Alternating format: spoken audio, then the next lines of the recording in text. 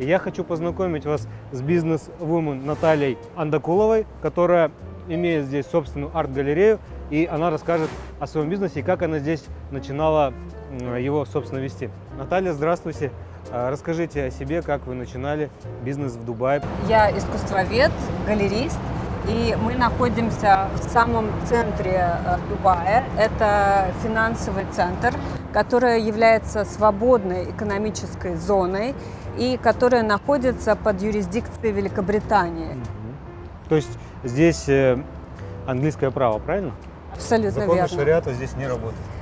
Здесь, кстати, можно и писать вот именно наследство, да, то есть право наследования, завещание для экспатов, которые находятся в Дубае.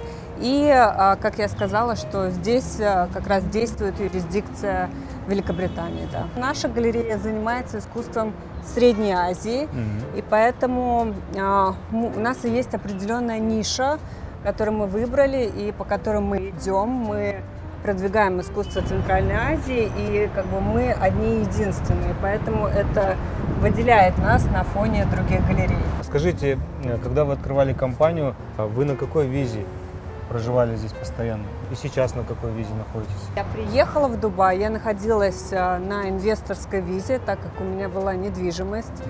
А когда я открыла компанию, я до сих пор нахожусь на своей собственной визе компании как менеджер, то есть как управленец.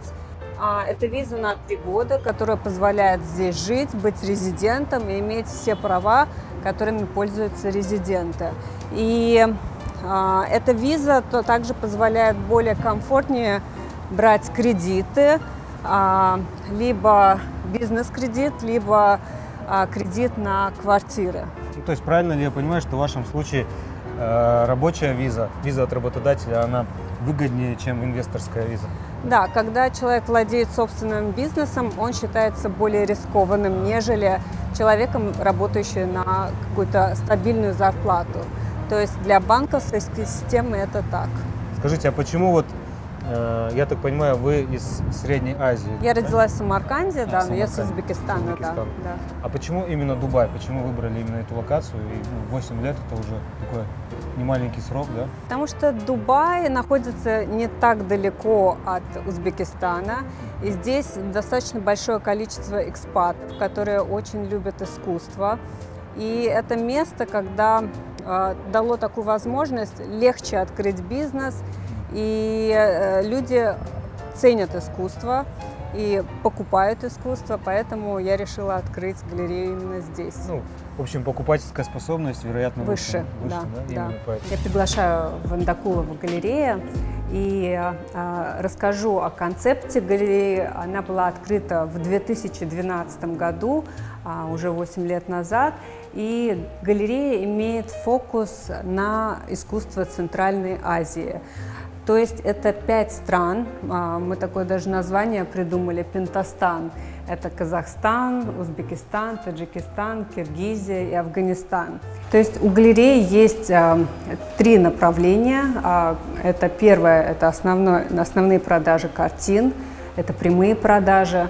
Второе – это образовательные лекции. И третье – это работа с застройщиками. То есть это более коммерческая линия. Это принты на холстах, которые тоже дает нам возможность зарабатывать. Искусство напрямую связано с ростом экономики, да? Например, Ротко. Его Рокфеллер одну работу оранжевую купил за $5000 для своего офиса и продал спустя 50 лет свыше $100 миллионов. То есть здесь инвестиция выросла. Эта покупка была сделана благодаря арт-адвайзеру, да, то есть советнику. И Рокфеллер не понимал современное искусство, но понимал, что в него нужно вкладывать. И поддерживал музеи, и всегда ходил в современные галереи, потому что знал именно этот потенциал. Ваш бизнес состоит в том, что вы продаете картины, скажем так, упаковываете какие-то отели, застройщиков, да, ну, создаете арт-пространство, да, в их объектах. И еще в том числе можете выступать как некий советчик по покупке, по инвестированию в картины, да? Абсолютно верно, да.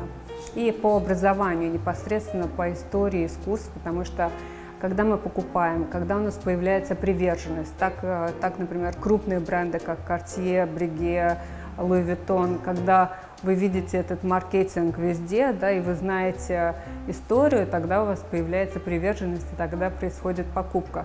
Также с историей искусства очень важно знать непосредственно о художнике, кто он, что он, его историю, и тогда когда человек чувствует более близко и покупает работу.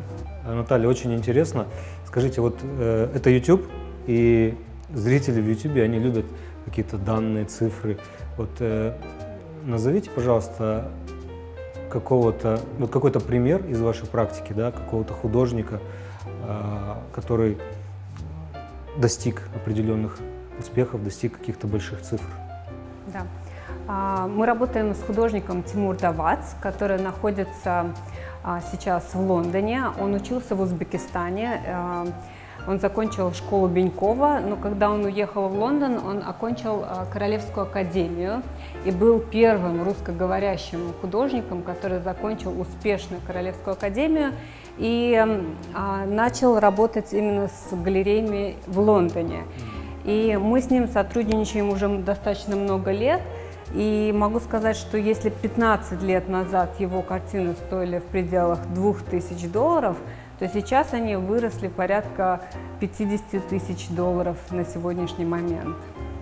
Вот здесь прошу обратить внимание, что вложения в искусство Центральной Азии очень выгодны.